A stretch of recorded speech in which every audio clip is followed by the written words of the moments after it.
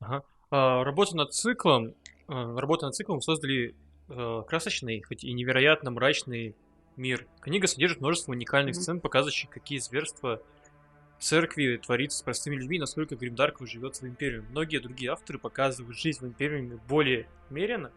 Мгм. Какое изображение вам больше всего нравится? Или же присутствует должно и то, и другое? И должен соблюдаться некий баланс. Так, Это еще пятый, раз. это пятый вопрос. Пятый Мгм. номер. Так, вопрос номер пять. Там переведен. Та-та-та. Все, вижу, да. Um, mhm.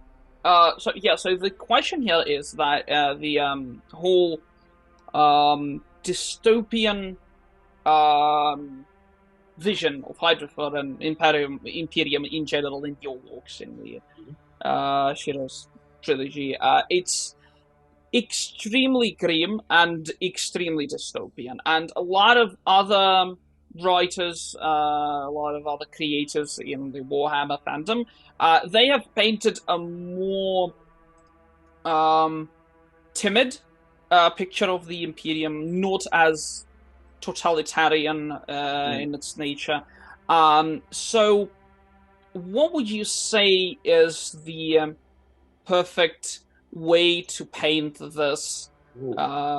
the state and the society, and uh, what portrayal do you prefer? Should there be some sort of like balance between like extreme grimness and extreme like this just extreme dystopian vibe and some form of like civility within the Imperium? Wow. Okay, that's a really interesting question. um, I don't know if there is a perfect way, Mm-hmm. because something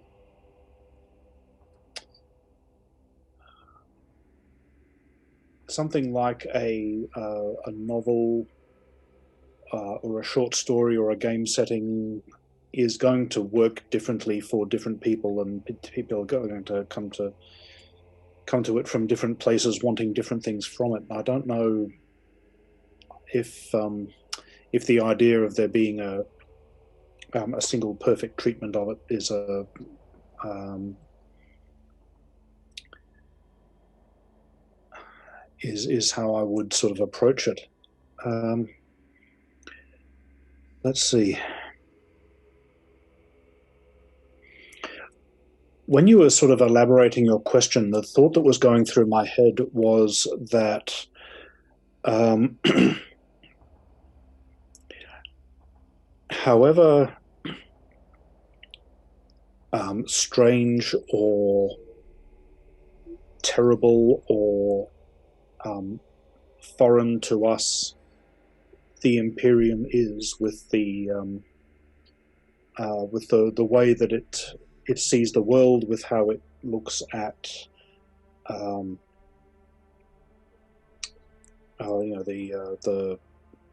worship of the God Emperor, how it looks at the rule of law and the role of belief, how it looks at the worth of the people who live in it, which is that they have no worth. There's no intrinsic value on human life or dignity in the Imperium. You have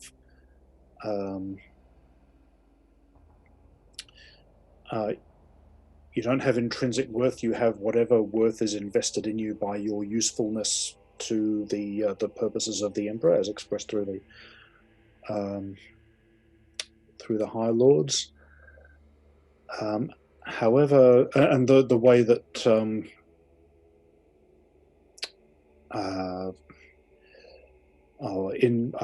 innovation and individualism are turned on their heads, viewed as dangerous threats, and of course, it's operating in a universe where arguably that might be true, that they really can be every bit as terrifying to the Imperium as they ought to be, and as we find their opposites, if that makes sense. In the face of all of that, repeat, this is the thought that was going through my head when you were talking. In the face of all of that, people are still people. People are still going to find a way to be people. And that's, I think, where you can get that sort of the balance between the terrifying grimness of the setting and something that's more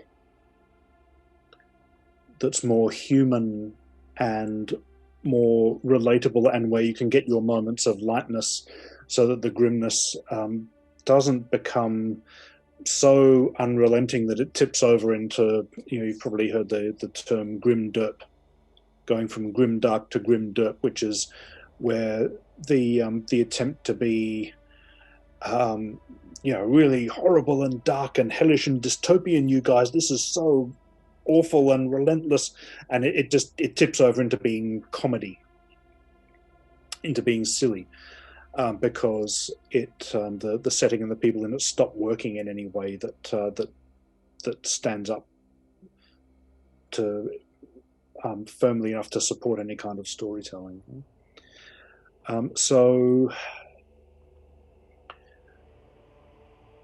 And what I'm thinking of now is,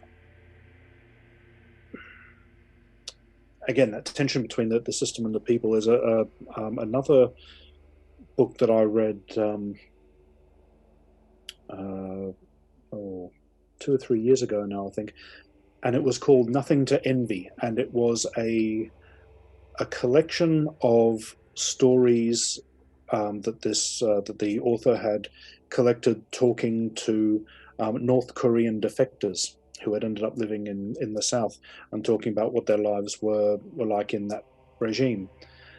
And so you've got a situation there that they were coming from that is so imperial, 40k Imperium, in so many ways. Some of the touches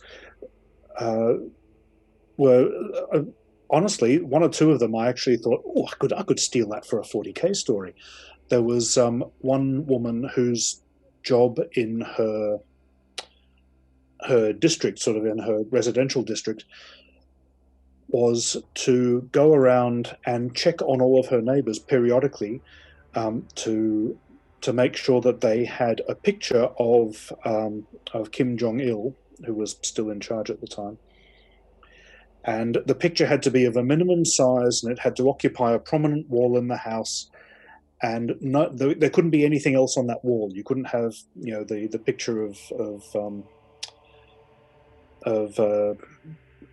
dear leader, next to a picture of your family, or next to a wreath of flowers or anything like that. It had to be the only thing on that wall, in the middle of the wall at a certain height where everyone in the house could see it.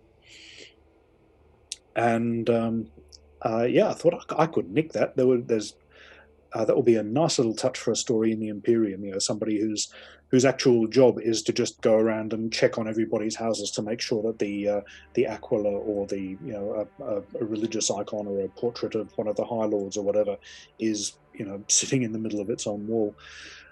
So you get that idea, and there's stories that each of them was telling about their run-ins with the system, and of course they all had them because they ended up defecting. So, and some of them were incredibly harrowing, but through it all, people found a way to be people. There was the story about when things were running down to the point where they couldn't keep the power on all the time. And this young woman thought that was great, because when everything was dark, nobody realized that she was going out to sit and hold hands with her boyfriend and look up at the stars, that sort of thing. So you get and that was, at a point where she wasn't doing it as an act of rebellion. She wasn't questioning the system that had her whole town in darkness, or that was, looking down on her forming relationships that, weren't the appropriate sort of connections to be making with the appropriate people, as the politics would have it. She was just doing doing her thing while she was still a participant in the system. That seems to me to be where the balance comes from, how people find a way to still be people while they are stuck in the gears of this monstrous machine that's bigger than any of them. So thank you. So yeah, that is a nothing to the borrowing ideas from nothing to anything is a very interesting concept, and what I would say. It's tricky because you sort of think these are. I mean, I'm reading that book and I'm thinking this is not fiction. You know, these are real people who had real and really terrible things happen to them, and it's part of being a writer or any kind of creative is sort of feeling, you know, trying to make sure that you don't cross a line when you're reaching out and harvesting other people's experiences for it, which is something that I hope that I'm more aware of and better, you know, doing better with now than maybe I used to when I was younger and hadn't thought about this quite so much. Anyway, sorry, I interrupted you. No, that's absolutely fine. So not to infringe on like personal trauma of real life people, but to like kind of still borrow some sort of like real life events and real life concepts is a tricky concept indeed. Он говорит, Мэтью говорит, что он не знает, есть ли идеальный способ, потому что именно описать империум, просто потому что, во-первых, разные медиумы, то есть там новелла, короткий рассказ, сборник Бека там какого-нибудь, да, лора в кодексе, в рулбуке, где угодно. Это абсолютно разные медиумы, соответственно, они требуют разного подхода, плюс разным читателям и разным авторам нравятся разные подходы. Поэтому он не считает, что есть какой-то всеобъемлющий, единый, истинно правильный способ описывать империум. Но смысл в том, что основная идея заключается в том, что каким бы странным, ужасным или диким для нас ни был империум, с всеми его там, нарушениями социалистической законности, да, и перегибами на местах, там, с поклонением Богу Императору, с представлениями, да, там, перевернутыми о законе, с тем, что человеческая жизнь не является самоценной, но вся твоя ценность, как там в любом фашистском там обществе, да, происходит исключительно из твоей ценности для там общества, там, для какого-нибудь там конкретного местного там Нобеля, там, варлорда или для там бога-императора в целом, со всеми этими там, да, там, извращенными понятиями о том, что там индивидуализм и инновации, прогресс — это не благо, но наоборот это угроза обществу. Несмотря на все это, в империуме люди все еще люди, то есть и это основной вот как бы лейтмотив ответа и основной лейтмотив представления Мэтью о том, что и как необходимо делать при описании империума. Вот именно здесь нужно выдерживать такой, да, баланс между, как бы, тем, чтобы не рассказывать там, да, такие, ну вот, как бы, про простые каждодневные истории, да, без какой-либо имплементации гримдарка, и тем, чтобы уходить в совершенно безумный мрачняк, в котором нет места вообще там никаким проблеском света, просто потому что перебор с мрачностью может превратить сеттинг гримдарка в абсурдную комедию, при которой, ну, то есть уже ничего вообще не будет производить тех эмоций, которые должен производить гримдарк. Поэтому важно соблюдать баланс и просто для того, чтобы мрачность все еще оставалась весомой. То есть люди должны быть людьми, люди должны чувствовать себя как люди и все равно исходить из каких-то там человеческих эмоций, человеческих там концептов и так далее. И в качестве примера и в качестве, ну, такого вот, да, тоже, говоря о впечатлениях и говоря о скажем так, вещах, которые вдохновляют при написании рассказов в вселенной Сорокатонника, Мэтью упомянул сборник рассказов, ну, точнее, не сборник рассказов, а сборник интервью с перебежчиками из Северной Кореи «Нечему завидовать», Nothing to Day. И то есть он говорит, что ну, вот это буквально тоже такое тоталитарное общество с абсолютно схожей атмосферой, именно вот то, как оно описано в «Нечему завидовать», да, там представляется, что Северная Корея является собой буквально зеркальное отражение, ну, точнее, не зеркальное отражение, а идентичное общество тому, что представляет собой империум в Сорокатоннике.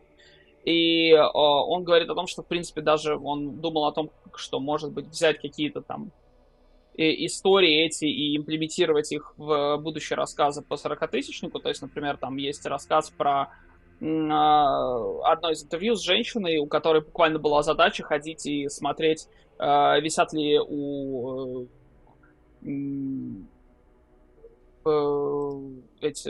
висят ли портреты Ким Чен Ира в домах у соседей, правильно ли они висят ли они там на стене, правильного ли они размера, не висит ли ничего на стене еще, ну, то есть, ну, как вот такая вот, да, ритуалистика. Он говорит, что было бы, ну, типа, буквально можно представить, что в мире Сорокатысячника вот что-то такого же плана, какой-нибудь там религиозный артефакт, портрет какого-нибудь там Нобеля, Варлорда должен, точно так же, да, должен висеть в жилом помещении. Но смысл в том, что основной тоже вот урок, основная мораль, основной концепт, который он вынес из этой книги, что люди все еще люди, то есть там вот история, например, про девушку, у которой в городе там, в общем, не было электричества постоянно, ну, то есть просто постоянно не было электричества, соответственно, постоянно было темно, но для нее это была возможность там, типа, тайно побежать, там, подержаться за руки со своим парнем, да, и как бы, то есть люди продолжают оставаться людьми, и вот это вот основная мысль, которую нужно держать в голове при написании историй про так называемый Сорокатысячник. Вот. Мощно. Угу. Что слышишь? Так. Скинь тогда пока этот. Я скину, да, я сейчас скину, конечно. Ну, короче, скажи, я скидываю. Что случилось с Широй после третьего романа? Потому что вот вы сказали, что у вас как бы есть наработки по четвертому роману, но вы пока не планируете. Можно ли как-то такой небольшой спойлер. Ее казнили или взяли на службу инквизиции? Ну, если учитывая, что книга, ну, как бы есть наработки, то возможно все-таки, что она выжила. Хорошо. So here is a question that was like it was written obviously prepared before your answer about the whole trilogy and Shira's fate. So so Clara is asking if you can tell us at least what you think and what if you have any personal take on what Shira's fate is after the end of Blind. So do you think that she survived? Do you think that because since you've said that you had some drafts of the fourth installment in the series, so Ashes, do you have now a clear answer to the question of Shira's fate, or is it an open ending, as you've mentioned?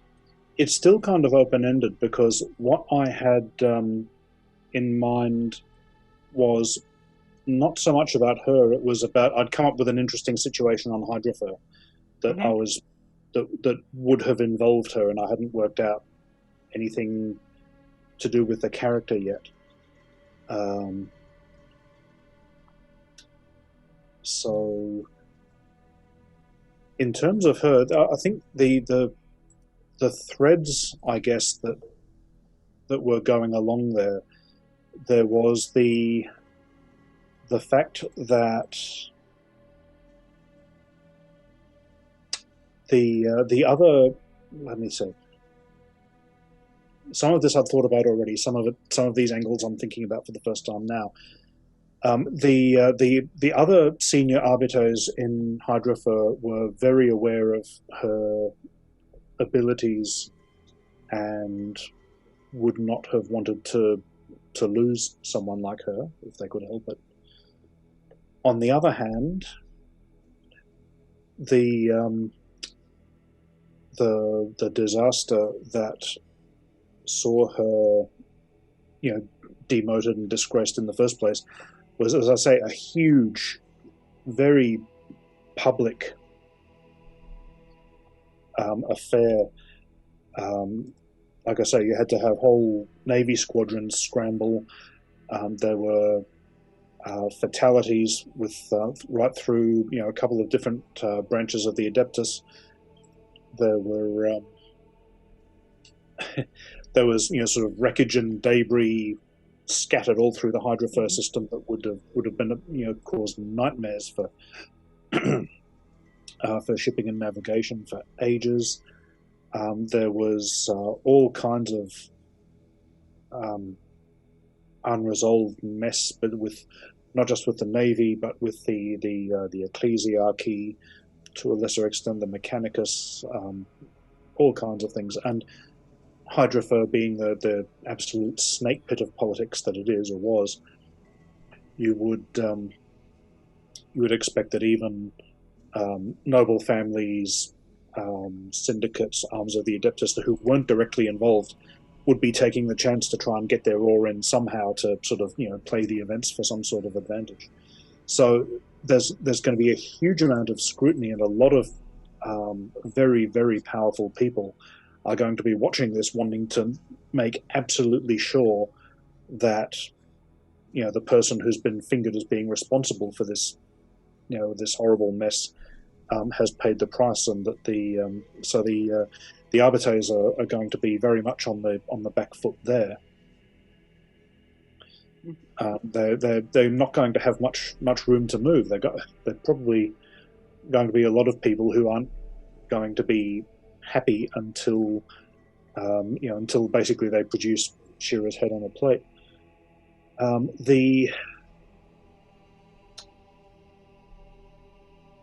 Let's see.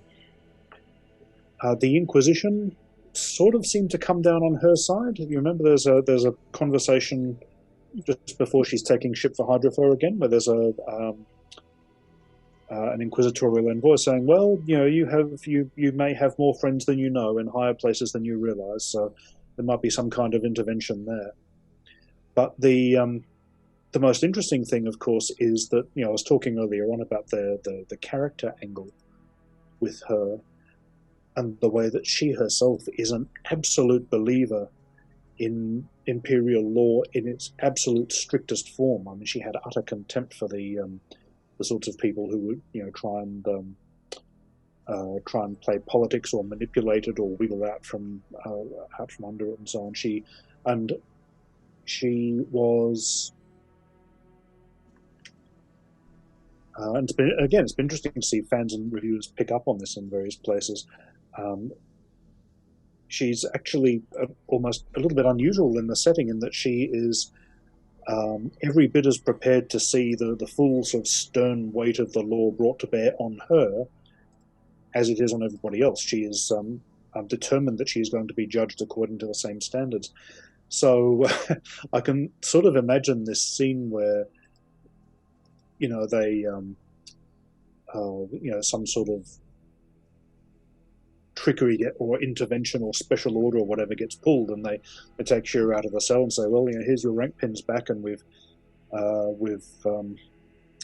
giving you another chance. And I could easily imagine her not sort of jumping and saying, oh yes, another chance, this is great, I'm back where I was, all of that horrible business has been forgotten. She'd be saying, no, that doesn't work. I'm guilty. I have to take, I can't be back out here as if nothing's happened. That's wrong. It has to be the law has to be seen to be done. Here, give me a pistol. I'll do it myself. So, I have no idea how I would write her past that.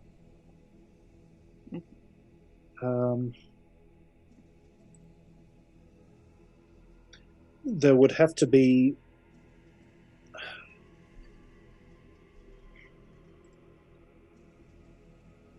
something would have to happen. What I was about to say was she would have to do something, or something would have to happen to her that, in her view, outweighed and allowed her to consider that the law had been done. Not justice had been done, but the law had been done. The law had been, followed and carried out. But I don't know that there is anything that she would do. And this comes back to that point I was making earlier on about the Imperium being an inversion of a lot of the values that the sort of we in the fandom and the readership might take for granted, where individuals have worth and individuals have agency, and an individual might be able to do something that redeems them and earns a pardon or a special decree or whatever you want to, whatever would sort of put Shira back into office. Whereas she is very committed to the imperial ideal, which says individuals do not have agency, individuals do not have worth. An individual exists as a cog in the machine, an expression of and a servant of the will of the emperor, and it doesn't matter it doesn't matter if I've gone and done something worthy or heroic or whatever. That doesn't change what the law is. So it would have to be something that happened outside of her. As I say, that sort of fully satisfied her, that she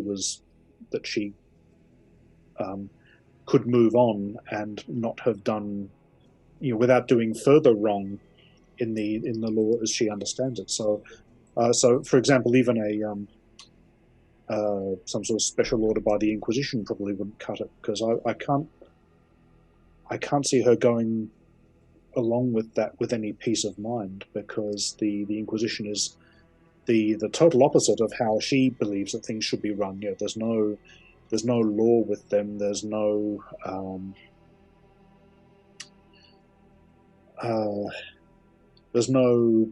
codified commandments. There's no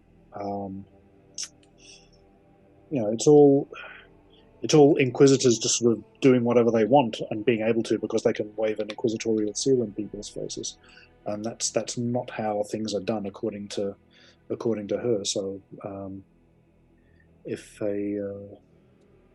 somebody did come along and wave an inquisitorial seal and say, right, I've declared that you can go free, technically they have the power to do that, but I can't imagine that would cut any ice with her. That she would still feel that something was still horribly wrong, that she would then probably feel a responsibility to correct. So which in one way makes it hard to write. In another way, that will be a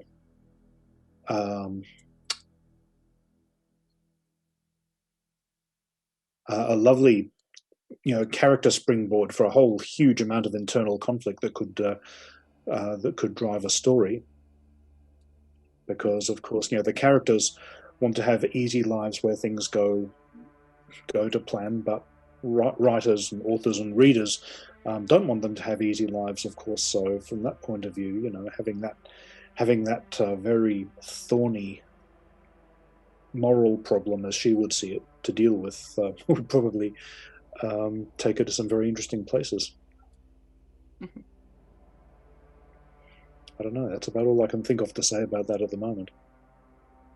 Yeah, it is complicated to say the least. Yeah, but I mean, that is, as you've said, that's a lot of material for some pretty interesting and pretty deep internal conflict. Indeed, that is very fascinating. Если отвечать на вопрос, смысл в том, что это все еще открытая концовка, просто потому что история четвертой книги концептуально начиналась не с чего-то, что происходило бы с Широй, а с события на Гидрофуре. То есть смысл в том, что что конкретно произошло бы с Широй, он еще не придумал. У него была просто какая-то идея концептуальная о том, что что-то произошло бы на Гидрофуре и что Шира должна была бы там как-то оказаться.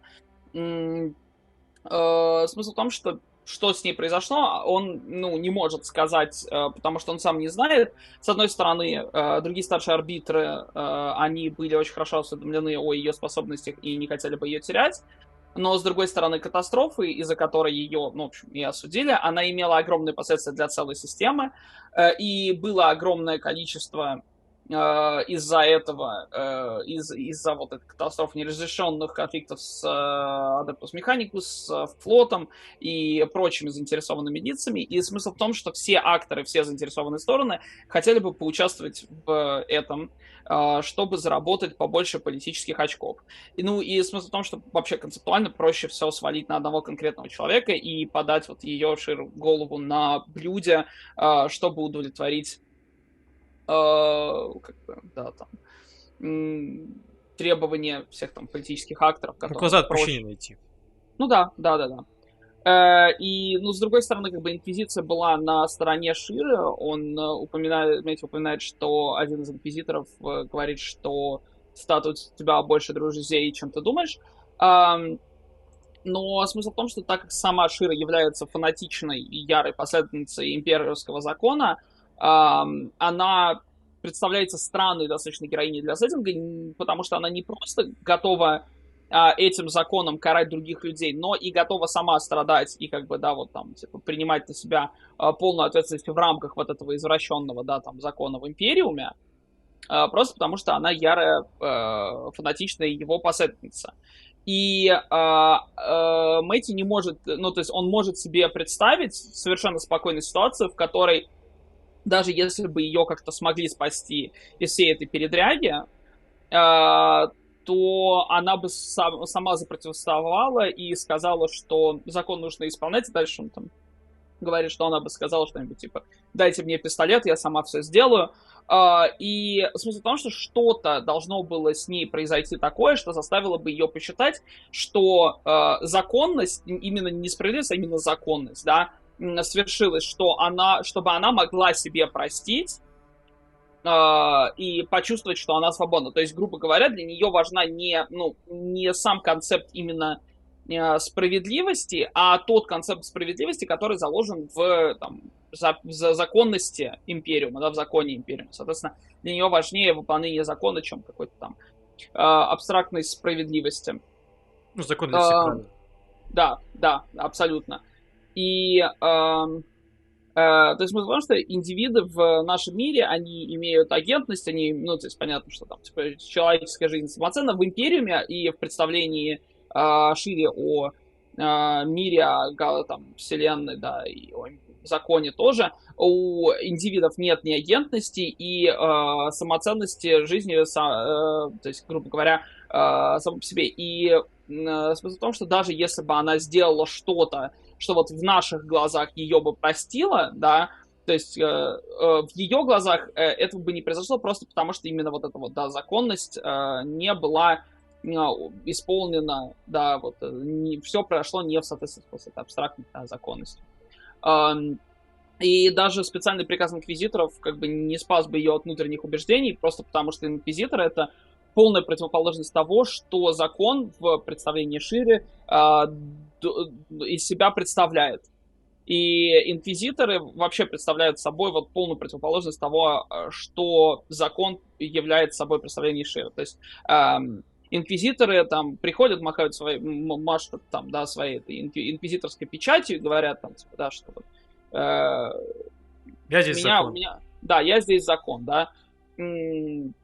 И если бы инквизиторы точно так же помахали бы своей инквизиторской печатью и потребовали ее отпустить, она бы сама просто с этим не смирилась. И Мэтью говорит, что это было бы очень сложно написать, было бы очень сложно раскрыть, но, с другой стороны, это гигантский материал для внутреннего конфликта, который, в принципе, потянул бы, еще на одну книгу, но, опять же, у него сейчас это открытый финал, у него нет никаких планов ничего писать про Ширу. Вот. Отлично. Так, скини, и сейчас дальше пойдем. Да, я взял. Ваш старый рассказ о Пангроне после ДША стал один из самых ярких жемчужин малого формата. Вы малого жанра в грандиозной саге о ереси Хоруса. Чем вы вдохновлялись при создании этого произведения? Каково ваше собственное отношение к владыке Красных Песков? И хотелось бы вам написать что-нибудь о 12-м легионе. Это вопрос от Лиды, нашей леди Фарджи. Понял, хорошо. Okay, so let's get to the. We have a Horus Heresy question. So the old short story of yours about Angron after the share is, according to Vlad, is one of the gems in like the short form storytelling in the Horus Heresy cycle. And so what was your inspiration when you were forging that short story? And would you like to come back to that topic and write something about Angron himself, or about the 12th Legion, perhaps? Okay, so the story was.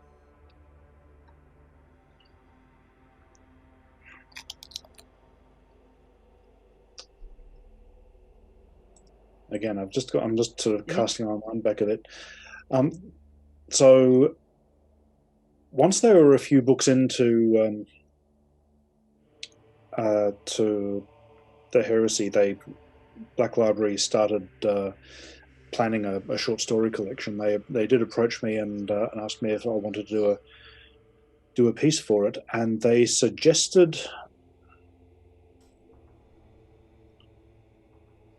Now, what was it?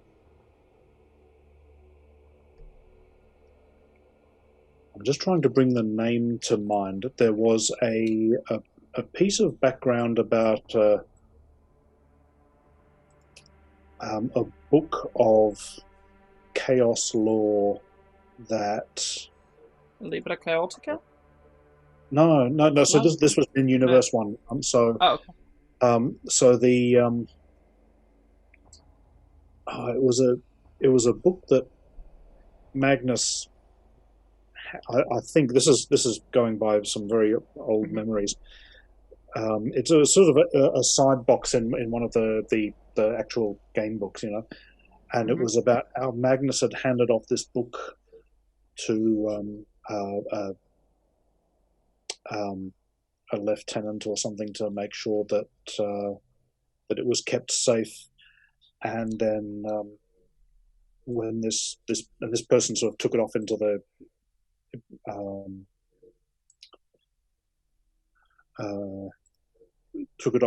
into space and sort of went to hide with it, and then they were found with it years and years afterwards, and they had used the book and were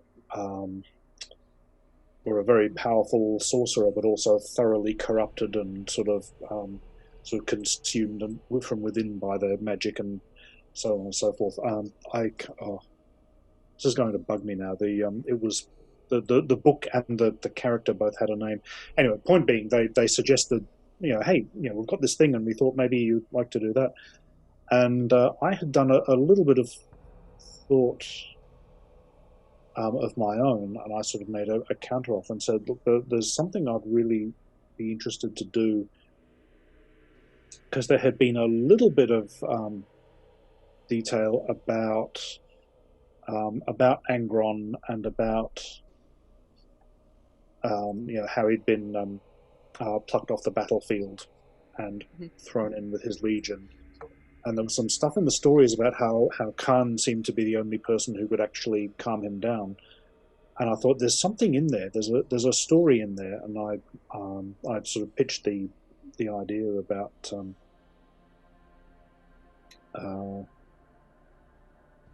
what was it, what happened in that room. Well, as you know the setup because you know the story. What happened in that room where they had to try and explain to Angron, actually explain to him what he was and what his place was in the scheme of things, and how did they get him to accept, even for just a little while? How did they get him to accept and sort of go along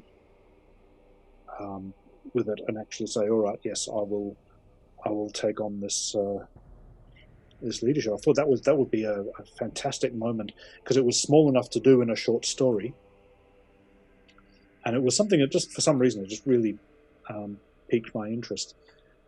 And what I really liked about it when I got into the story, and sort of playing off that thing of how Khan, as I said, was apparently the only person who could talk Angron down from his rage, and said, well, let's go back to the origin of that. Let's posit that actually that goes right back to when they first met.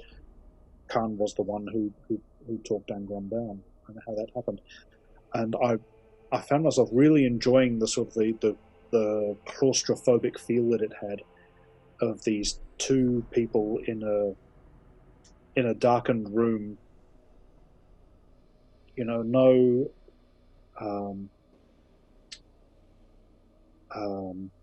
battle going on around them, no big council, nobody interrupting.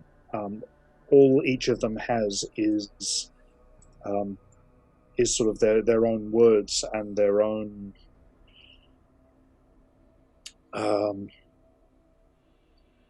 loyalties and experiences and so forth that are going to clash off one another. And then the way that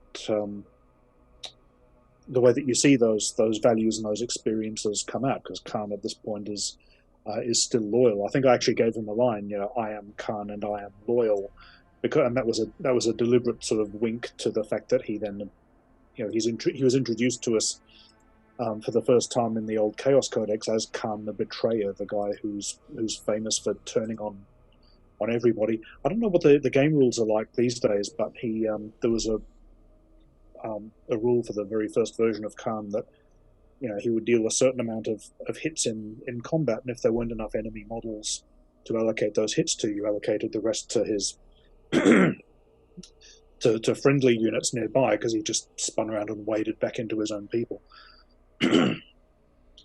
So you could do those little things, and then the way that so he brings out his some of his accounts of his legion, of some of the fighting they've done, the way that he refuses to fight, and that was another deliberate inversion of the character that we were introduced to in the 40k setting. The fact that Khan, in this case, actually wins his victory by not fighting. And Angron is demanding that Khan get up and fight him. As far as he's concerned, he might as well be in another fighting pit. He's another, but Khan says, no, we promised ourselves and the Emperor we will not raise a hand to you. I will keep my word. I'm just going to try and talk to you, and if you kill me for that, so be it. And that's sort of what gets through to Angron. And my thinking there, I don't know how clearly this came through in the story, I hope it did, was that's what ends up going through Angron's head is, this guy is a warrior. I can tell that he is, a far superior order of fighting creation to anything I've come across before, apart from myself. And this is from a guy who was, from a culture where they could, do some pretty heavy, interesting upgrades to people. And I can tell just from the way that he talks and moves and carries himself, this is a top-notch warrior. But he's not fighting. He is deliberately setting all of that aside, and he's just standing there taking whatever I throw at him. And he's telling me this is because he promised this Emperor guy. He says that he made a promise. So maybe a leader or an army that can command such loyalty from somebody like this, that he will stand there with his hands by his sides and let me kill him rather than raise a hand. Something that can command that kind of that kind of devotion, maybe there is something there that that's worth finding out about. And then there's a point in the story where there's sort of a beat of silence, as I recall, and you sort of get to the point where that's actually had the chance to go through Angron's mind, which of course is a badly damaged mind, because every time he gets to the point where he's close to forming a coherent chain of thoughts, the nails light up again and drive everything out of his head, and he's left without any thoughts, and he's got to try and piece everything together from the ground up. And yeah, that was the story. One of the interesting things about After Deshea was the way that it evolved between the drafts, because I don't normally do a full redraft of a story. One of the reasons I'm so slow at writing is that I'll fiddle a lot with the text as it develops until it's sort of 99% the way I want it before I move on, which means that when I finish, what I've got is technically a first draft, but it's pretty clean and well developed, and close to what the final will be. Mm-hmm. So I don't do what some other writers want to do, which is go through the first draft and then go back to the first page of the first draft and rewrite, and then go through again and rewrite. And in this case, I did, because there was some parts of the story that didn't quite feel like they were in alignment in ways I wasn't comfortable with.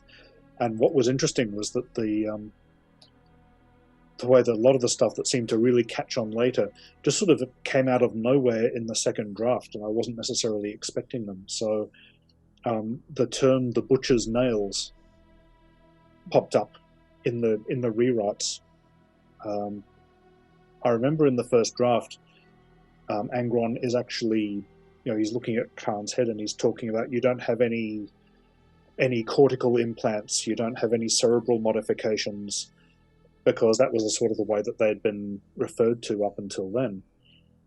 And I'd been thinking about this, and I'd been trying to sort of sketch out in my head a little bit some ideas about the gladiator culture that Angron had come from, not necessarily to use in the story, but to have there to underpin, so that when he did talk about it or refer to it, then it was sort of being consistent, if that makes sense.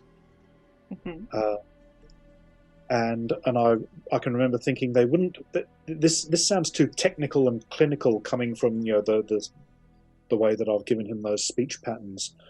Those words just sort of feel wrong in his mouth. And in fact, the gladiators, if they are creating their own sort of through their own camaraderie, they're creating a culture and almost a folklore for themselves, then they would have their own names for things like that. And if I can use some names, then some of those names and terms, then I can sort of give a hint about Angron's life before he was brought away. And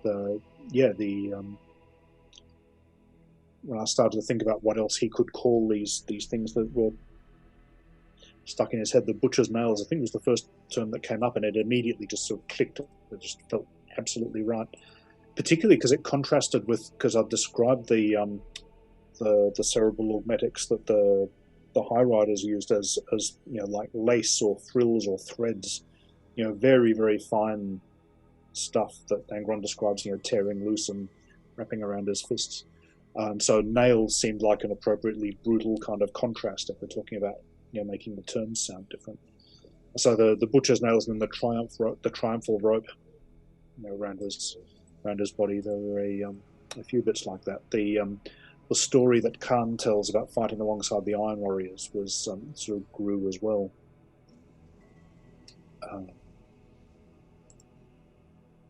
Which I'd sort of underwritten it. There wasn't much happening. It was just a story about basically a skirmish, and I thought, no, that needs to be more grandiose, and that sort of then became the Xenos last stand around this mountain where the Emperor descends. So yeah, it was a I liked the first draft, but it was interesting. It was unusual in my writing that it actually did go through a complete rewrite, and quite a few of these things actually emerged in the second writing. It's something that doesn't often happen to them. So, in terms of, yeah, I don't know.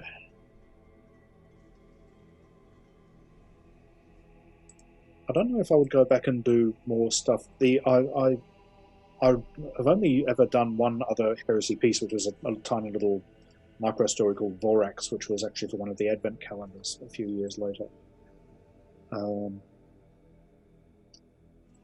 Yeah, the 41st millennium feels like my natural stomping ground. You know, I'm comfortable there, and it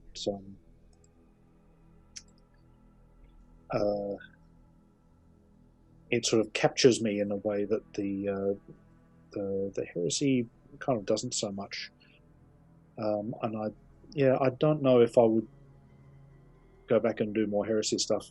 There's been such great work done with Angron and the World Eaters and so on in the heresy period now, anyway, and I did struggle for a while.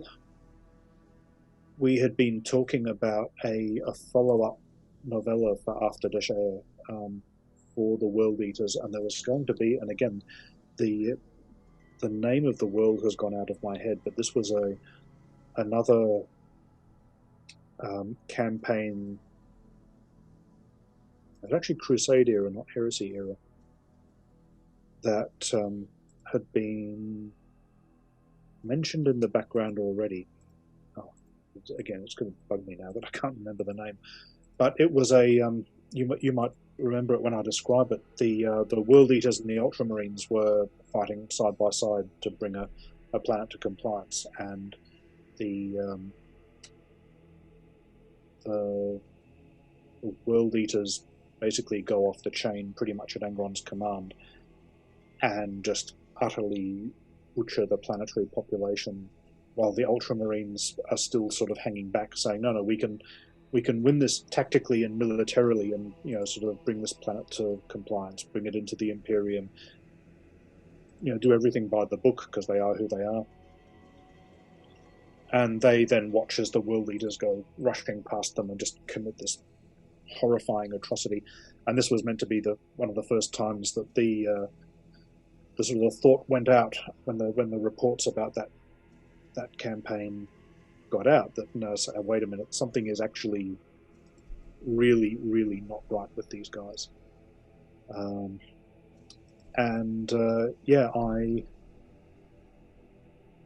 I had pitched and actually, I think, started drafting a story that was going to be the story of that campaign.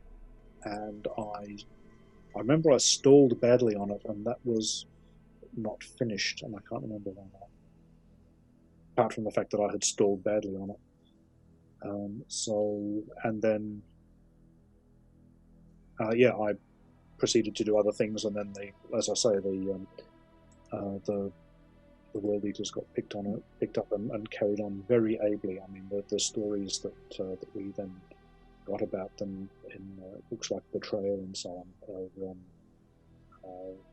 I don't think I could have written those. They are fantastic pieces of work. And of course, now Ian St. Martin has gone back and done the Angron Primarch novel, and he and I actually did manage to have a talk as he was writing that, and I talked about some of the ideas I'd used in Urdesh, and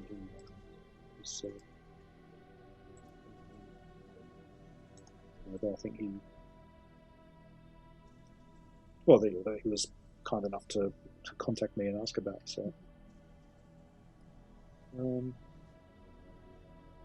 of course, a lot of the heresy is close enough now, I think, to the to the finish of the story that it's a bit of a moot point anyway. But no, I'm got a lot of enjoyment out of reading. You know, this is part of working in a shared setting like this, reading the really great work that the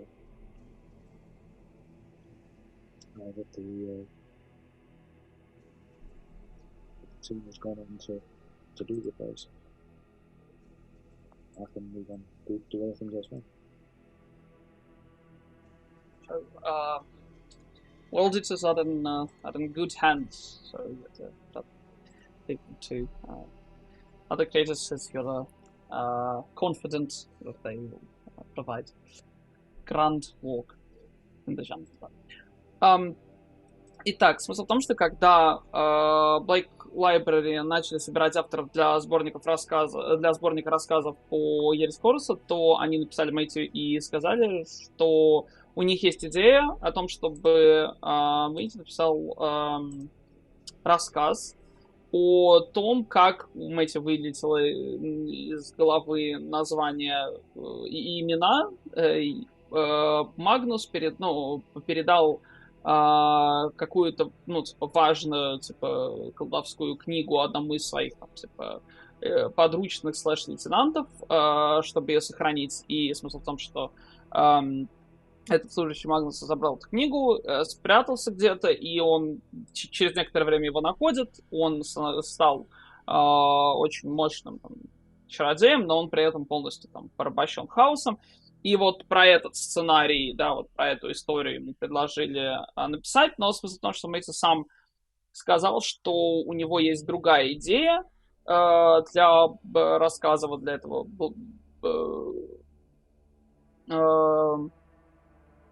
сборника. Он сказал, что он хотел бы написать что-то про Ангрона, и ему нравились там две детали, вот коротко описанные в ангроновском пейке, что во-первых, что Ангрона буквально, с силой забрали с поля сражения, и что единственный, кто мог успокоить Ангрона, это был Кан. И, соответственно, в голове Мэтью у него появилась идея, концепция, эта сцена, что два человека, да, вот просто с одной стороны Ангрон, с другой стороны Кан, они как бы... Карн, ты не Хан, а Карн. Все, теперь все понятно. Я просто... Окей, Харн. Окей, да, логично. Да, прошу прощения. Что, Харн, они находятся в темной комнате, и, не в темной комнате, а просто они находятся в комнате один на один, и это как бы не грандиозный рассказ по сражению или что-то такое, а это персональная история двух людей, и это как бы такой диалог людей с совершенно разными миропредставлениями. Плюс помимо этого ему нравилась идея того, что... он вложил фразу в уста как раз Харна, что я Харн, я преданный Харн, что является осознанным, да, таким противопоставлением с тем, что он буквально предатель, до Betrayal, да, в лоре. И кроме этого, то есть это вот первое такое, да, противопоставление с уже известным материалом, а второе это то, что Харн выигрывает как бы вот эту вот битву, вот этот диалог не благодаря силе, а благодаря своим каким-то риторическим способностям. И то есть он, Мэтью упомянул, что в правилах старых, во всяком случае, что Харн, если нет рядом, да, модели миниатюр противника, да, то он начинает вносить урон по своим, и что он буквально кровожадный маньяк, но здесь мы видим другой образ Харна, который не отвечает агрессии на агрессию Ангрона, и что Ангрон становится... Он как бы проникает с уважением к этому богу-императору именно потому, что Харн не отвечает агрессией на агрессию. Соответственно, если этот человек готов умереть, да, не отвечая боем на бой, из-за уважения и из-за слова данного вот этому там богу-императору, значит, этот бог-император действительно очень могущественный. Но как бы у Ангрона эта мысль до конца не формулируется в голове, потому что вот эти вот, да, там... Гвозди мясника. Да, гвозди мясника, они начинают, типа, да, там, раскалять его мозг и приводить его в состояние повышенной, что называется, фрустрации.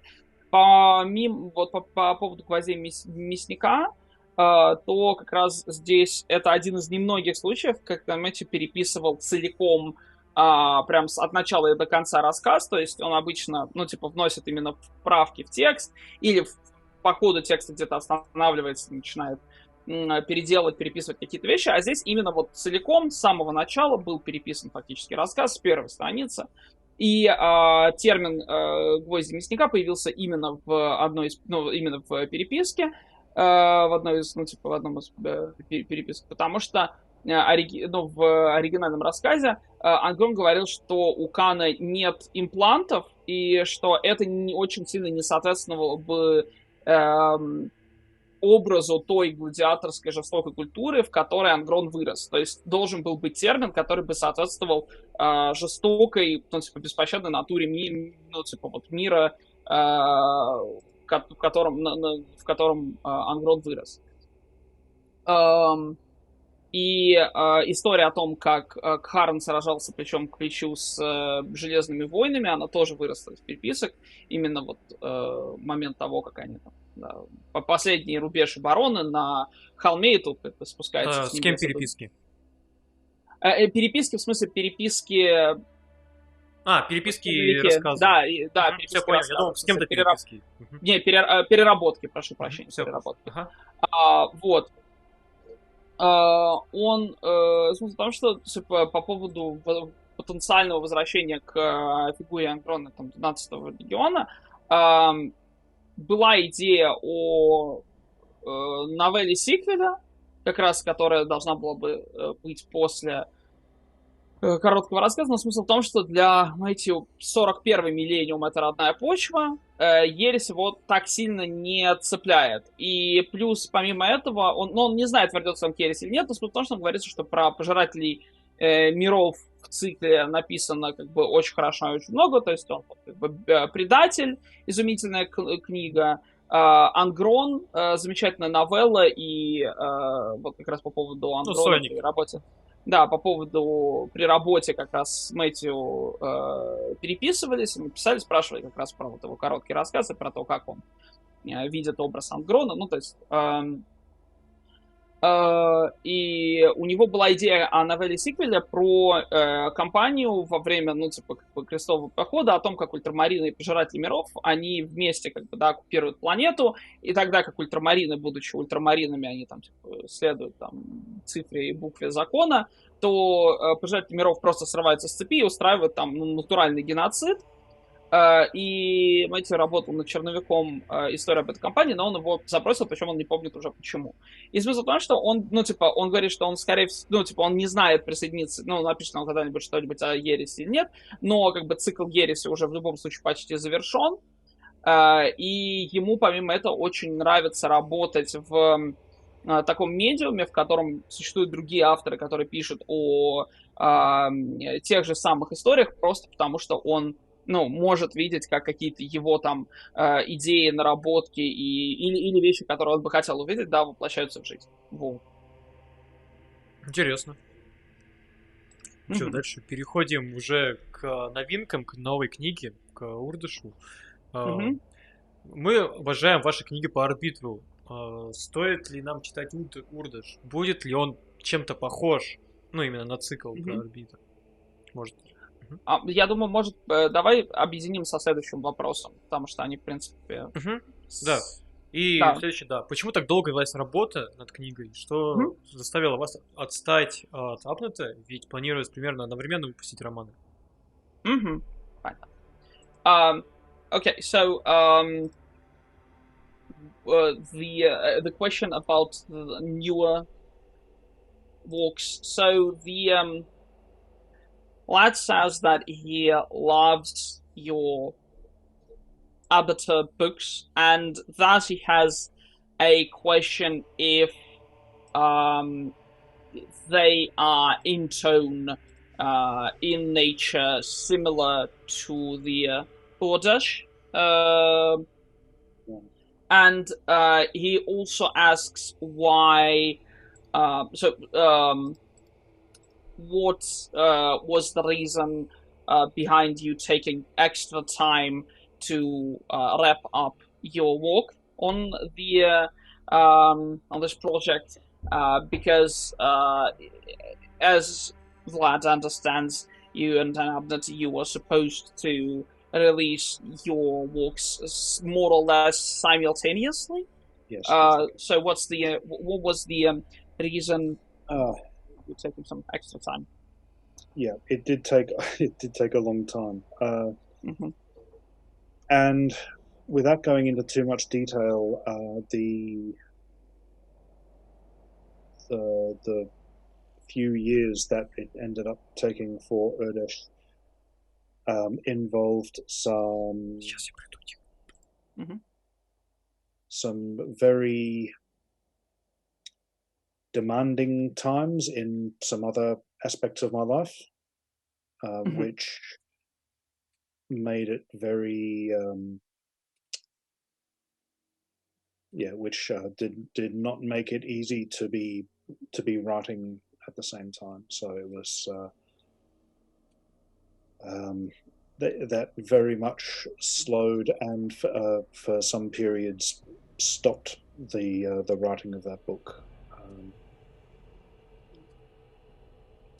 which was a shame, because it was meant to interlock with the with two of Dan's Gaunt books. So the idea was that we were going to have the War Master, and then Urdesh from me, and then Anarch from him, and then I would bridge the two books, which is a function that it's still going to do, because I'm still fairly happy with the way that it interlaces with War Master and Anarch. So if you actually read them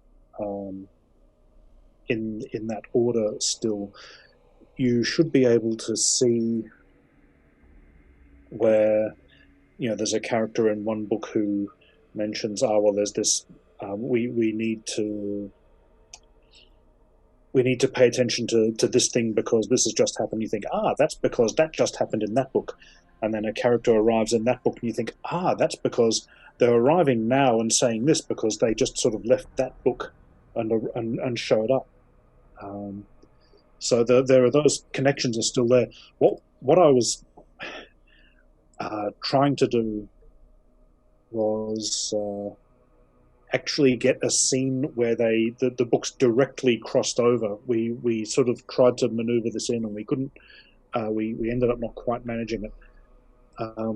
Where you could literally read the same scene from the point of view of the cast of one book in one book, and the same scene from the point of view of the characters in the other book, and that was where they would actually literally join almost.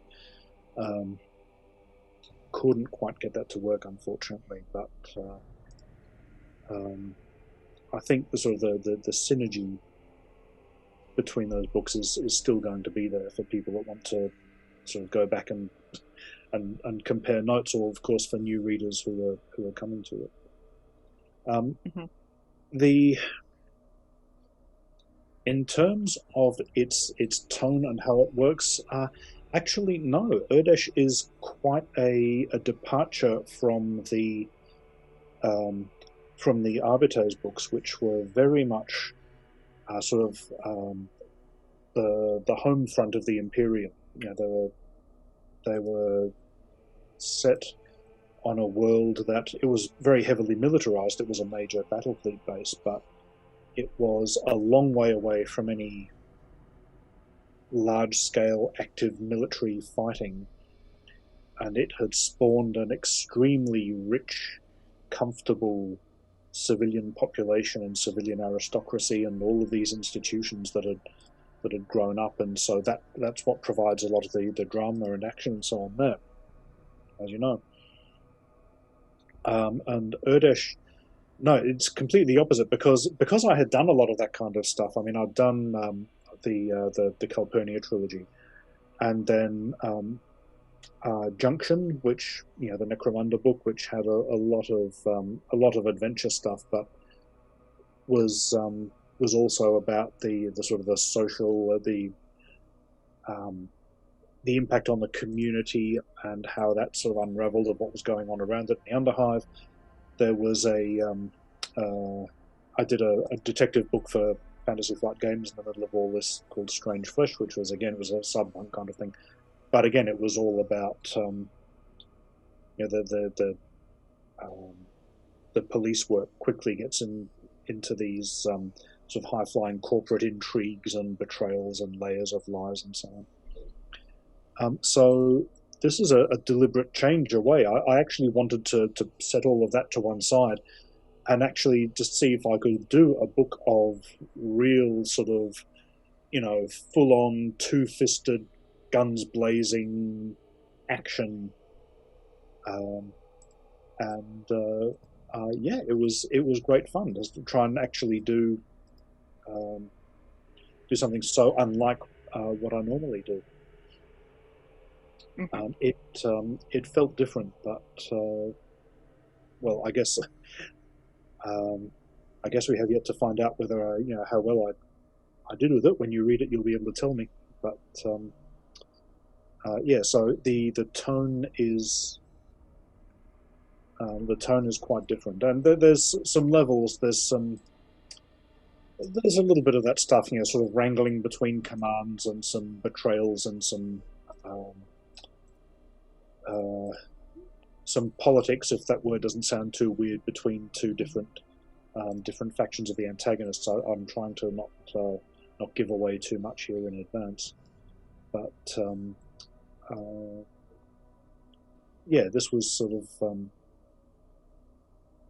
this was my attempt at writing just a really good action adventure after doing the sort of the very the more intricate thrillers and mysteries and so forth. So it's a lot of fun. If we're talking though about the thrillers and mysteries, I have a short story in the Sabbath War anthology that's coming up, which is actually going right back to the detective work thing. It's another murder mystery, and I've had very good feedback on it so far from the people who've read it. So if that's what you like reading from me, then there will be a little bit of that coming up later this year as well. In the that detective story that you just mentioned, it will be a short story in the Sabbath War, right? Yes. Okay, gotcha. So this is more of a an attempt into to try and write something in a different genre. Is this more of a personal test, if you can do that, or is it just something for funsies that you wanted to do and that you wanted a little bit of both, because it is fun to always do that sort of test and to try and sort of react back against what I was doing before. It was something that a style of storytelling that I hadn't really done much of. I mean, it's the sort of thing that Black Library is maybe a little bit stereotyped for. The mighty space marines blasting their way through whatever's in their way. Lots of explosions, lots of heads being punched off shoulders by giant ceramite gauntlets. All of that good stuff. I've never really done anything like that, and so when I got the chance to write Urdesh and to do some Space Marine stuff, and of course the chance not only to tell that kind of story, but to play with some of the very, very cool toys that Dan had already set up. I got to write I'll write a full-length Sabbath Worlds book with, it's including, I get to write dialogue for Saint Sabbath. I get to write Triad of the Iron Snakes. I get to, I was talking about the old Inferno magazine and what it was like reading the very first editions, and the very first Inferno had the first Gaunt story where the little boy Bryn Milo was playing his pipes, and I got to write scenes where Bryn Milo was playing his pipes. That was a really nice little sort of combination of author moment and fanboy moment meeting each other. Mm-hmm. So in a way, a circle is now complete. Yes. Okay. Yes, very much. Итак, смысл в том, что действительно заняла работа над Урдешем много времени, просто потому что в тот момент, когда Мэтью работал над этим произведением, у него было много событий в личной жизни, и именно поэтому это заняло столько времени. Хотя изначально была концепция того, что 3 книги, то есть 2 абнетовские и книга Мэтью, они будут как бы пересекаться, то есть будет идти Вармастер, потом Урдеш и потом Анарх, и они как бы будут идти такой трилогией. Причем, книга Мэтью должна была стать таким мостиком. Она все еще работает как связующее звено, и была даже идея напрямую переплести книги. Там была идея сцены, в которой главные герои книги Абнета показывают события со своей точки зрения, и в книге Мэтью должна была быть та же самая сцена, но описанная с точки зрения непосредственно его героев, да, его персонажей. Вот. Эту сцену написать не удалось, но синергия этих 3 книг все еще присутствует. То есть это все еще произведения, которые достаточно тесно друг с другом переплетены. И смысл в том, что, отвечая как раз на вопрос про арбитров, то Урдеш это как раз что история тотально очень не похожая на книги про арбитров, так как арбитры — это люди, которые существуют на фронтире Империума, это копы, это детективная история, все дела, и множество произведений написал в такой вот стилистике, да, детективных таких вот, да, историй об убийствах и так далее. Плюс, помимо этого, пока он работал над Урдешем, он написал работу для Fantasy Flight Games, тоже про копов непосредственно. И смысл в том, что Урдеш это как бы как осознанный отход от вот этой стилистики детективных рассказов, там, истории про убийств. И это именно в первую очередь экшн-книга. Это такое вот прям по задумке Мэтью. Это абсолютно, что называется, такое типичное произведение в коллекции, да, Черной библиотеки про крутых этих космодесантников, которые, в общем, Болтер-порно. Да, да, нет, он сказал, что они этими в керамитовой броне кулаками разбивают головы, но, в общем, болтер-порно, плюс-минус, да. И, то есть, там тоже есть политика, там он упоминает, что 2 группы антагонистов, у них там между ними какие-то там, да, внутренние терки, но это в первую очередь именно такой, да, старый добрый экшен. Если интересуют книги про, точнее, рассказы, да, истории Мэтью о непосредственно такого детективного характера, то есть смысл почитать. Скоро выходит его короткий рассказ в сборнике про Sabbath War. Вот. Там будет его рассказ тоже такого вот детективного характера. И смысл в том, что, ну, вообще, Урдеш это такой, как бы, во-первых, персональный тест, может ли Мэтью сам написать что-то в другом совершенно жанре, не похожее на то, что он писал до этого, и помимо этого ну, типа, он хотел поиграться с крутыми, ну, типа, игрушками, которые есть в распоряжении авторов, которые работают в сеттинге Warhammer, ну, 40-тысячного, да, и попытаться вот войти в вот эту вот такую, да, мейнстримовую струю рассказов Black Library про, там, крутых космодесантников. И смысл в том, что вот он упоминал вот, журнал Inferno, и там некий персонаж, насколько я понимаю, его зовут Прин Мало, он играл в одном из там старых рассказов, он там маленький играл на волынке, и здесь он как бы этого персонажа вновь вводит в историю, и он здесь тоже, ну, играет на волынке, и тут как бы такой вот круг замкнулся, что называется. Вот такой вот ответ. Отлично. Переходим к следующему вопросу. Каково было работать над воплощением именного ордена Дэна Абнета и его супруги? Ну, этих железных змей. Да. Это последний вопрос, я так понимаю, да? Да. So, okay, and for the last question, which is also connected to the previous one, so what was it like to take on the image and to write a story about Dan Abnett and his wife's like personal legion? How was it as an experience for you? It was daunting. It was, in fact, my first reaction, because we started talking about this when I was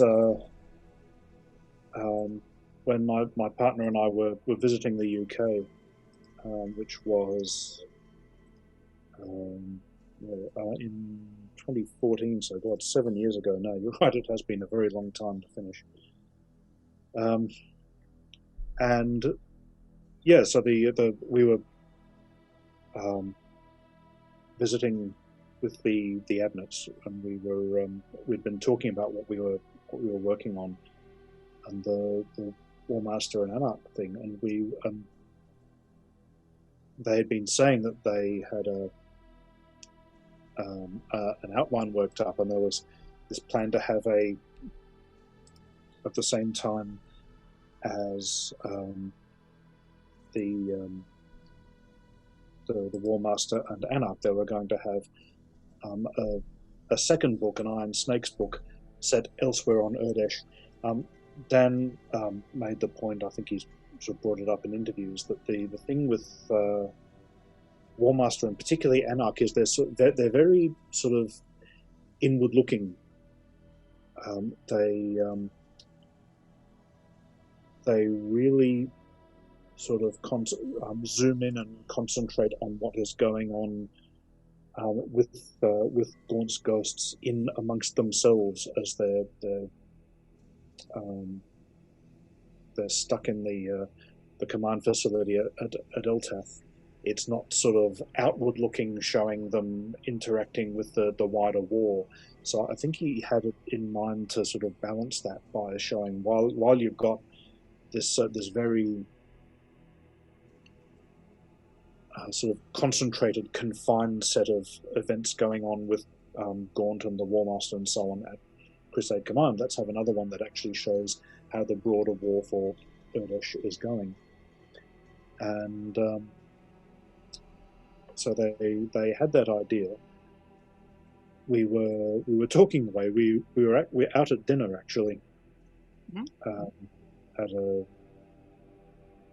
restaurant, at a Greek restaurant. Funnily enough, the Iron Snakes having this sort of the very Greek theme, and they sort of started to say, "Well, this is maybe something that you could do." And my first reaction, my first thought was, because I can be a little bit timid about things like this, was, "Oh no, I couldn't possibly. Oh, that's far too. I wouldn't know where to start." And I worked out where to start, because a little bit later on that evening, the first scene of the book, which you'll see when it comes out. But the first scene, which is not a massive action scene, it's just a character scene between two of the characters, two of Dan's characters, just sort of dropped into my head, fully formed, as if I was remembering something I had already written. Could immediately see exactly how it started, block it all out in my head, see how the conversation developed, see the particular note that the scene ended on. I thought, that's great. That's such a good opening scene. Oh man, I should do that for something, I guess. And I was away from the table. I actually came back and said, hey, I actually think I might have an idea about how to start this. And we sort of talked about the idea from there, and it went on, and they sort of, and the book project evolved out of that. And Dan was super supportive. He was just the most amazingly generous, supportive collaborator and sort of guide and mentor. And he made it very clear through the whole thing that he had no requirements or expectations of me whatsoever with the Iron Snakes. If I wanted to, whatever casualties I wanted to inflict, or whatever I wanted to have them go through, or anything like that, he said, just you do what your story demands. Just tell me that you've done it. But and so yeah, we had some very we corresponded quite a bit. We had some very long online audio and video conferences to work it out, because the way I saw it, I suppose, was that if Dan was going to be so generous and giving me that amount of free reign over something that he'd created like that, then sort of in return I owed him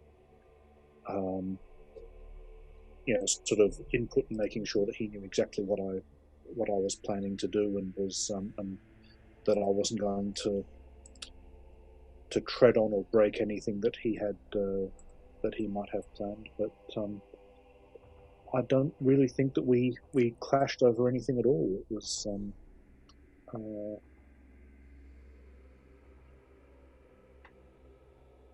with the way that I developed the snakes. I built on some of the stuff to do with their the chapter culture. There were some things that Dan had already established, like the sharing of water, which I was able to use for a couple of what I think are story beats that I'm pretty pleased with. The part of the Iron Snakes that really spoke to me was there's that heavy Greek soldier feeling with the especially when they're fighting the orcs on Ganahedarak and Brothers of the Snake, and they're doing the my recollection is that they do a shield wall and spears and blades and so on. What I really was taken with, though, was the description of their world and sort of the culture that they come from, and the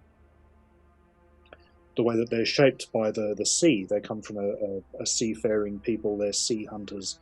Their chapter name and icon comes from those huge aquatic reptiles that they go out and hunt in little boats with harpoons.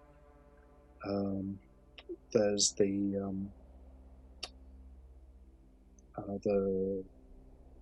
sort of the informal test of strength. You remember in Brothers of the Snake at one point, where they have to dive down to the seabed at some lethal depth that would kill a normal human, and actually stay there long enough to place a token, and the way that gets involved into the story. So I was able to. So I sort of built on that, and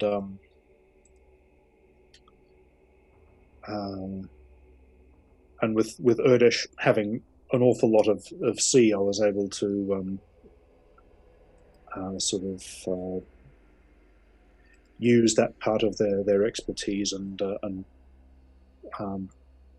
contrast between the oceans they've grown up in, the seas they find themselves in.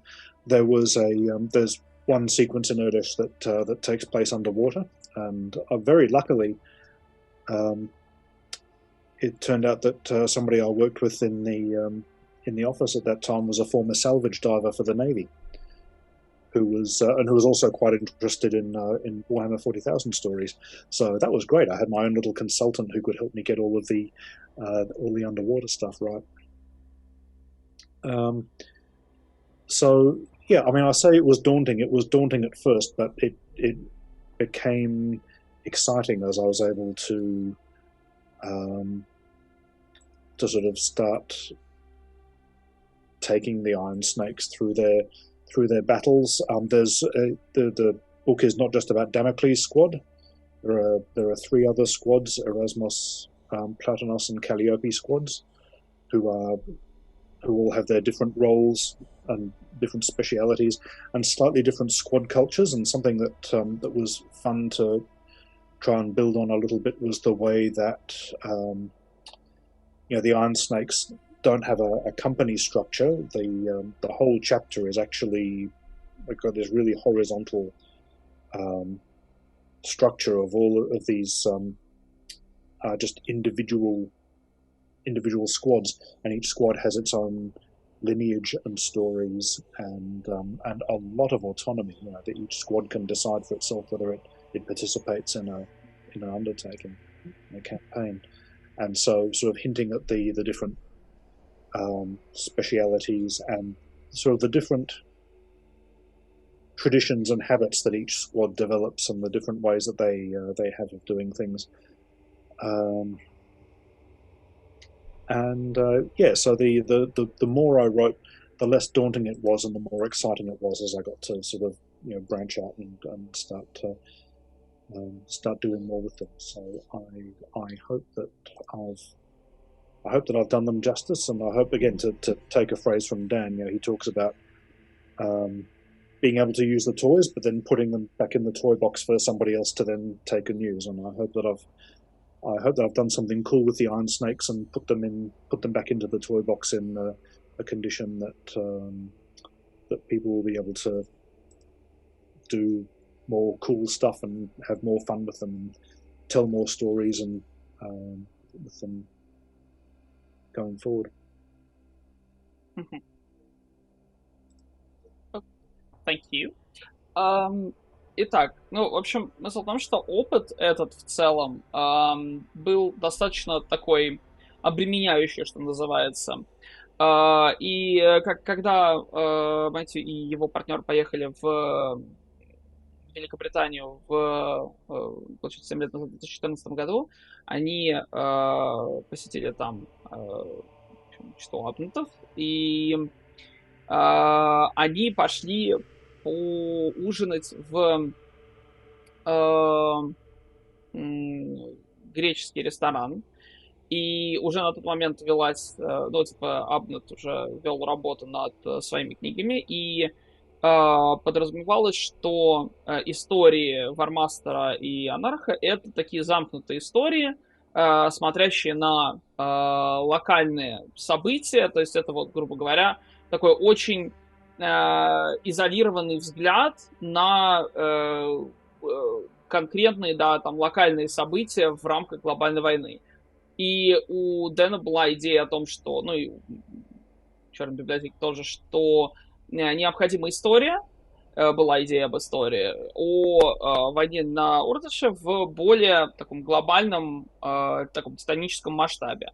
И когда они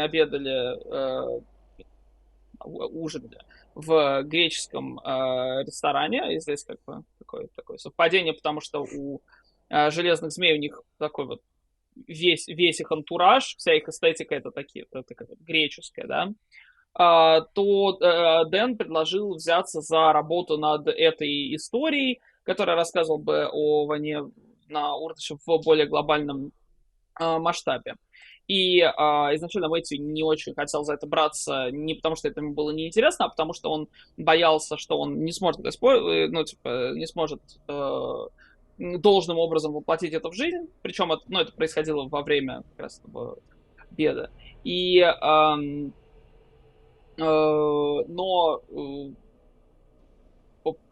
пока продолжался их ужин, Мэтью просто вдруг прям первая открывающая сцена, которую мы увидим в книге, целиком упала в голову, то есть буквально от начала до конца, то есть с диалогом совсем, то есть он описывает это так, что как будто он только что вспомнил что-то, что он где-то уже читал.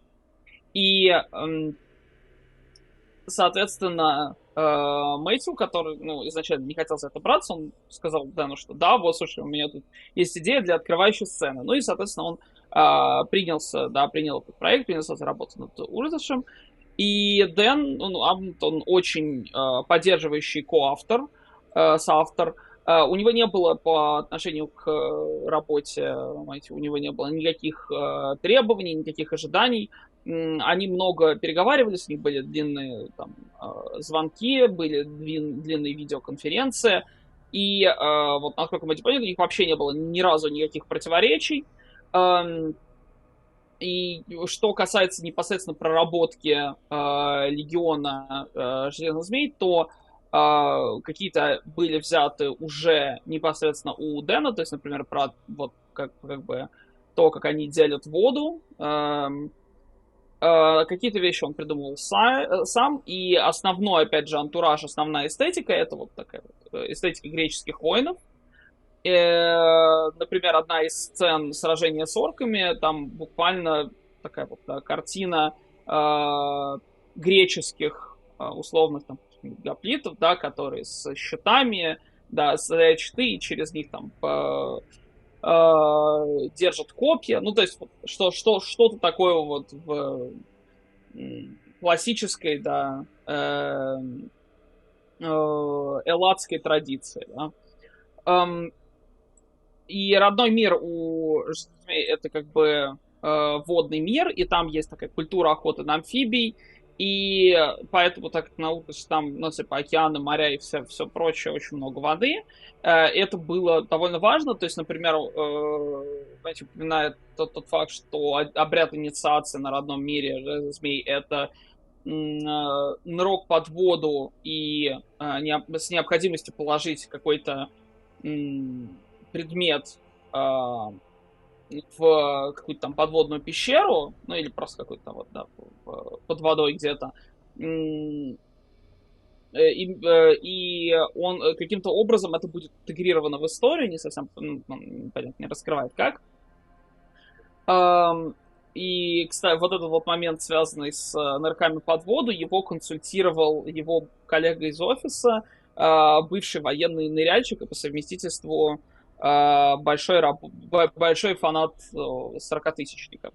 Главный отряд в книге, там будет несколько, главный отряд, там концентрироваться события, насколько я понимаю, будут вокруг отряда Демоклес.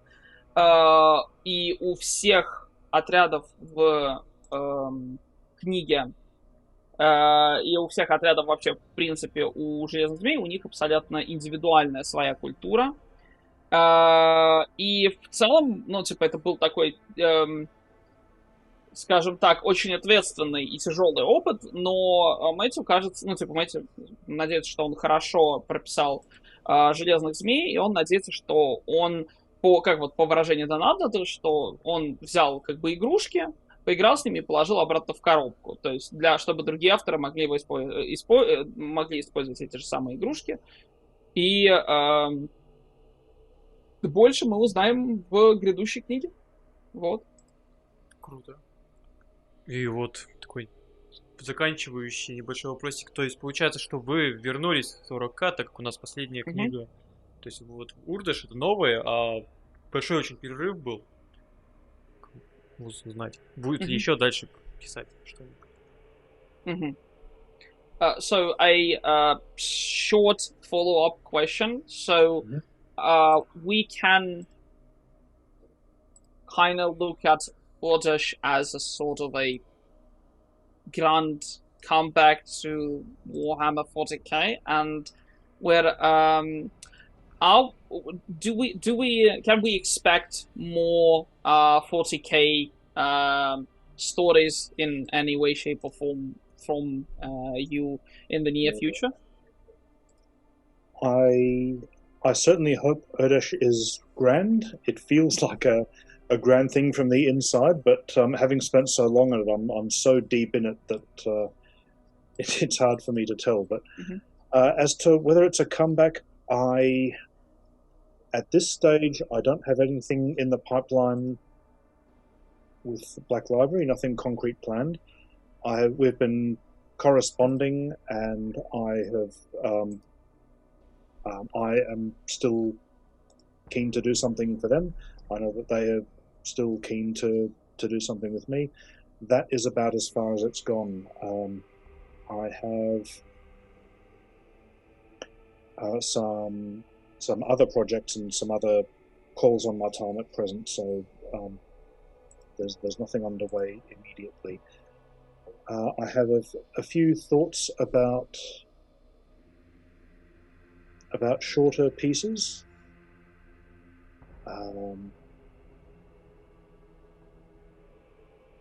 Nothing I can sort of really talk about in a huge amount of detail, only because I don't have a huge amount of detail in my head yet. They're mostly sort of stepping away from the Urdesh thing, from the sort of full-on high-energy battle scenes, because that was fun to do. But now that I've done that, I want to explore some other things. I sort of almost want to react against that and see how much I can slow something down and do sort of character pieces or atmosphere pieces. There are a couple of ideas for that sort of like the Hydrophore books, like the home front stuff. People who are not. This is Imperium stories. People who aren't in the military, who aren't anywhere near a war zone, that live on a stable planet that isn't being fought over, and but where that whole sort of weird decaying culture of the Imperium is in full strength, and how they make their way around it. So yeah, a couple of thoughts for more of those, very grounded slice of life human stories. I'd always really thought of the Imperium as my main thing. That's the one that really, that's where my imagination always goes back to as its first port of call. But there's an idea about story structure. There's a Neil Gaiman short story that I have had in mind a lot lately, which sort of splits the narrative and then actually presents a double ending. I mean, he's not unique in doing that, but it gave me the thought for how you might approach an Eldar story involving the sort of the prophecy that they use, the far scene, and how that works when they are foreseeing events that they don't have control over. And I don't know, there's a lot about the details of that story that I don't know, because I've mostly got it in mind as an interesting narrative structure to play with. So I've got to sort of work out what sort of details, like where these Eldar are, and what's happening to them, and so forth. But the idea of the structure of the story is there. So how do you write a single narrative about a being who's living in in and perceiving multiple strands of time simultaneously. That would take a lot of work to get right, I think, but I think it could be worth it. So those are where my thoughts are going at the moment. As I say, there's nothing. There's nothing concrete at the moment. At the moment, what we've got definitely in the pipeline is Urdesh and that short piece that I was telling you about. And yes, from there I've got to go back to work. So I feel kind of bad about this. I wish I had something cooler and more sort of immediate to tell you, but that's where I am at the moment. Okay, thank you. Так,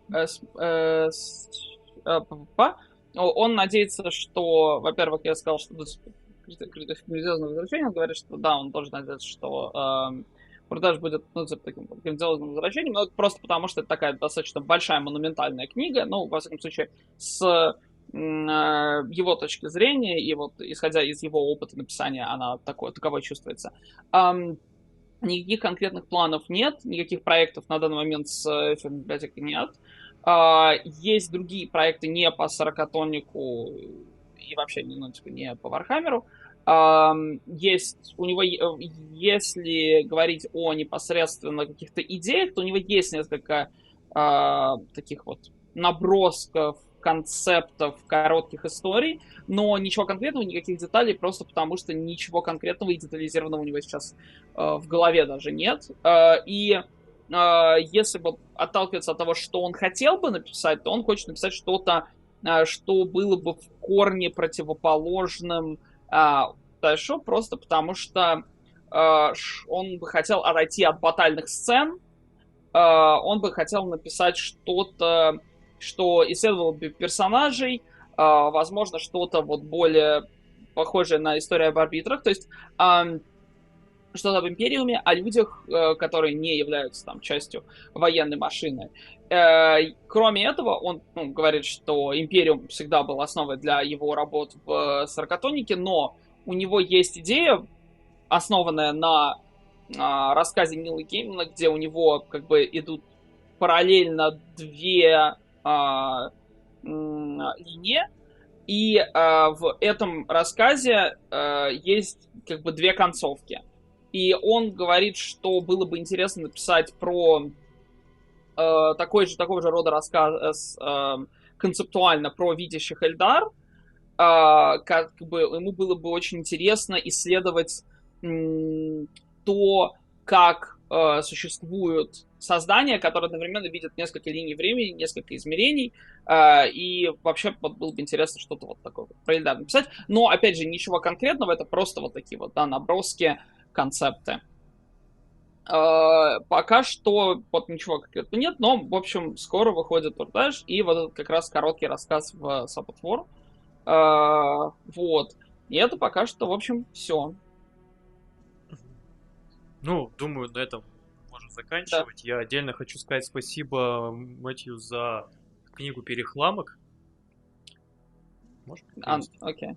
Перехламок? Сейчас, подожди секундочку. А как? Я перехламок? Сейчас, секунду, извини, пожалуйста, я просто... Господи, боже мой. So we'll be wrapping up. Vlad is saying a personal thank you for the Junction story of yours. Yes. Mm-hmm. It was a lot of fun to that. Он говорит, что это было довольно весело ее писать.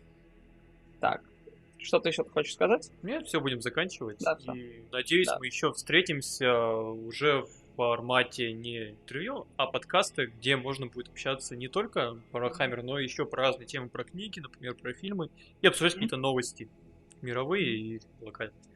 Okay. Once again, thank you so very much for being with us. It was a blast. I would like to personally apologize if I have formulated any of the questions wrong because I'm not really in the Warhammer universe, unfortunately. I don't. But thank you so very much. And Wyatt is also saying that he hopefully will have. Yes. And I realised I was a difficult person to get hold of. I know.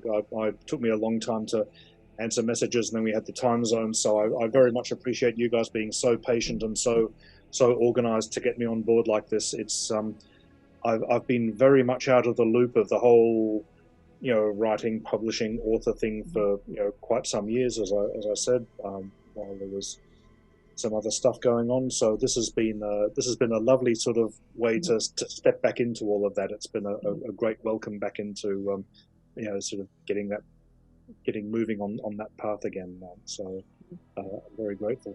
I actually do have a question for Vlad though before we go. So before you wrap up.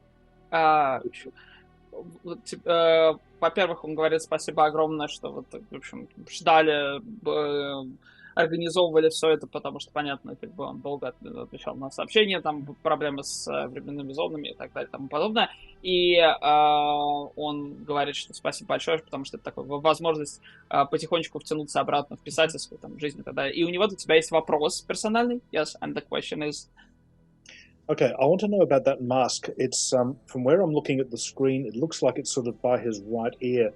Not the Clone Wars, the Clone Trooper helmet on the top, but there's a mask underneath it. It looks like it's a sort of a multi-face mask, and I want to know about that. It's fascinating. I've been looking at it whenever he comes into close-up.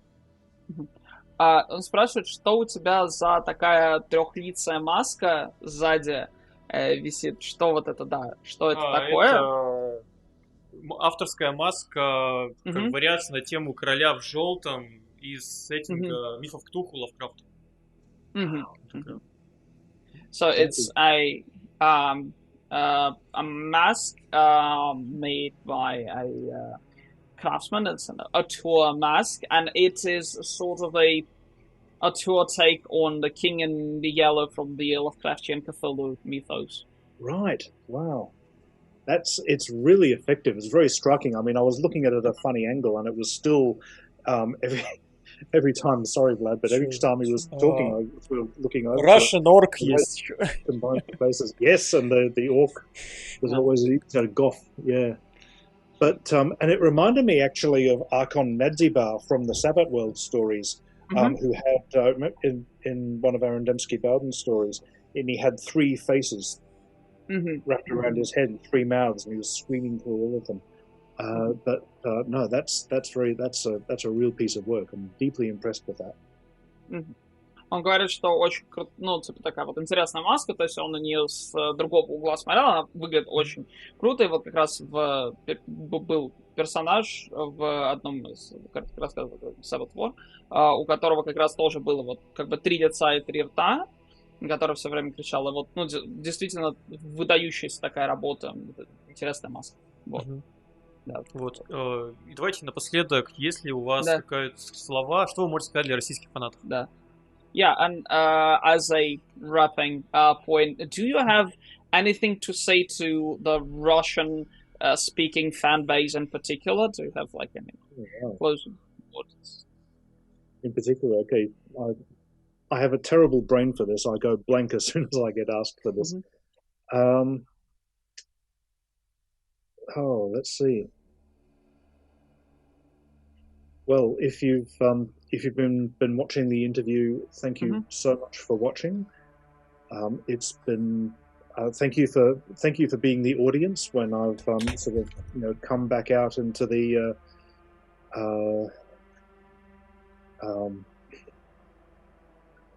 come back out onto the path of writing and speaking about my writing again.